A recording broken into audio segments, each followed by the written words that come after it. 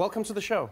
Thank you for having Thank you for me. being here. Thank you so much for having me. I feel like you should have warned me personally before this movie came out, because I expected it to be another comedy. So I see you in comedy, and then I was like, oh yeah, another comedy, and then I thought watched it would just this. really disappoint people. That's what I was going for. It's not disappointing, it's thrilling, but I kept waiting for the joke, and then I was just terrified the whole time. Oh, great. Because this is not a comedy at all. No, well, I mean, there's hopefully moments where it's fun and you're smiling, maybe, but it's not like big belly laughs. Right, it's fun. It's like, you know, fun in the way that you have fun when you're scared and your favorite characters might be dead. I don't know.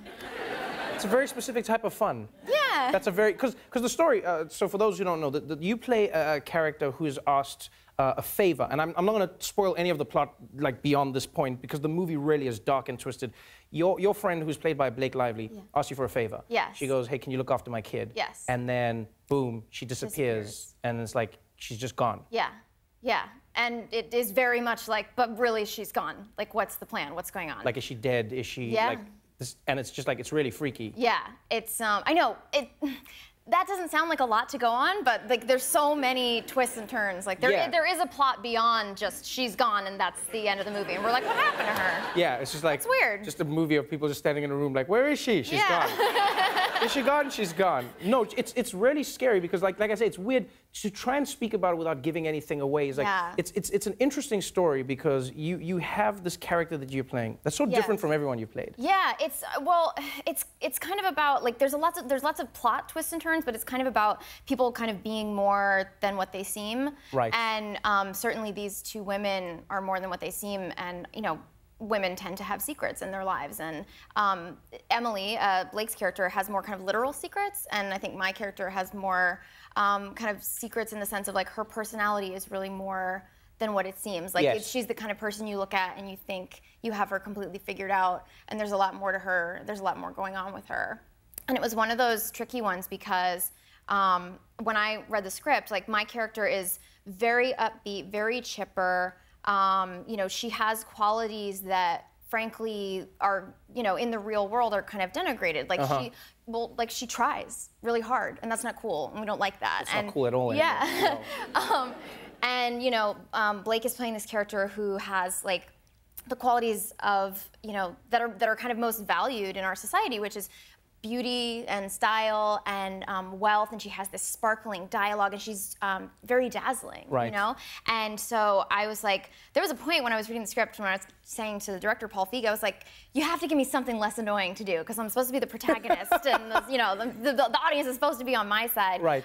But you know, the truth is, like, she acts the way that she does because she has trauma in her life. That is an interesting character to play, because I have read some people saying like, oh, I don't like your character. Yeah. Which means you've played her well, though, because it's a weird world to be in where you go like, this is realistic. She's super nice and super like everything, and people go like, oh, I don't like her. Yeah, yeah. I don't like that she's nice. Yeah, I don't like that she's nice. I don't like that she's chipper, and you know, and it's funny because there's like, you know, there isn't a scene where she sits down and says, look, like, this is the way that I am this way. I'm not really happy. I'm just, like, really chipper because I'm afraid that if I show one crack, I'll fall apart completely, you know? So it's, like, kind of my challenge was finding the moments to choose to show that this is all informed by the trauma that she's been through. And, like, there's this running thing in the movie where people are like, oh, you're a saint. And I wanted her reaction to that to feel different from her usual place of like self-deprecation, of like, oh, this dress, oh no, not me, not, you know, to feel like she was really uncomfortable and like, I'm not, please don't say that. Please don't say that, because like to tell her that she's a good person, she doesn't like that because she has real shame about some of like the darkness in her past. Let's talk about a scene in the movie that everyone is buzzing about, and that is you kissing Blake Lively. People are really obsessed about that. Yeah, it's a tough job, you know. I'm a professional, so I got through it. Right. Is it true that this was the freshest, mintiest kiss you've ever had? Yeah. Well, I've kissed some dudes on screen, and you know, I'm always like really self-conscious, so I'm always like, does anybody have a mint? Who's got floss? And I'm using those little like disposable Whisper things and stuff. And the guy's like, you ready? Let's do this. And and this was like two women, so we were both like popping mints and gum and flossing, and it was probably the mintiest kiss I've ever had. Mintiest kiss on screen. Yeah. In cinema history. In cinema history. I like that. If someone walks out of this movie and they go like, there's so much to absorb. There's your character's journey, there's the story itself, which is, I cannot explain to you how twisted this movie is without giving anything away, right? I just know that it was like, because this happened to me in real life. Like, so my uncle... Something from the movie happened to you in real life? Well, what happened is my uncle, extended uncle from my family, he did the same thing. He came to a family function, and he was like, hey, can you look after my kid? And then he disappeared, and then he was gone. And then everyone was like, where's he gone? And then he was gone forever.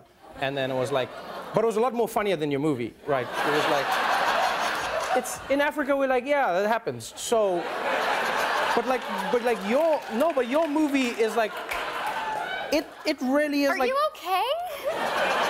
Yeah, it wasn't me. I'm fine. I'm like, yeah, whatever. We were just like, You're yo. like, it's my uncle. We're not that close. Yeah. Well, he left. Of course, we're not that close. Right. It's like he's gone.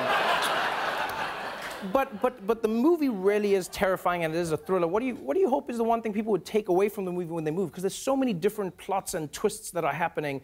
When you walk out of the movie, what do you want someone to think? Well, you know, it's funny. I mean, there's the plot is so great and it is so much fun. But like seeing, you know, promoting the movie and seeing the reaction to it, I've kind of been examining like, you know, different people's. Some people are more drawn to Stephanie, my character, and some people are more drawn to Emily.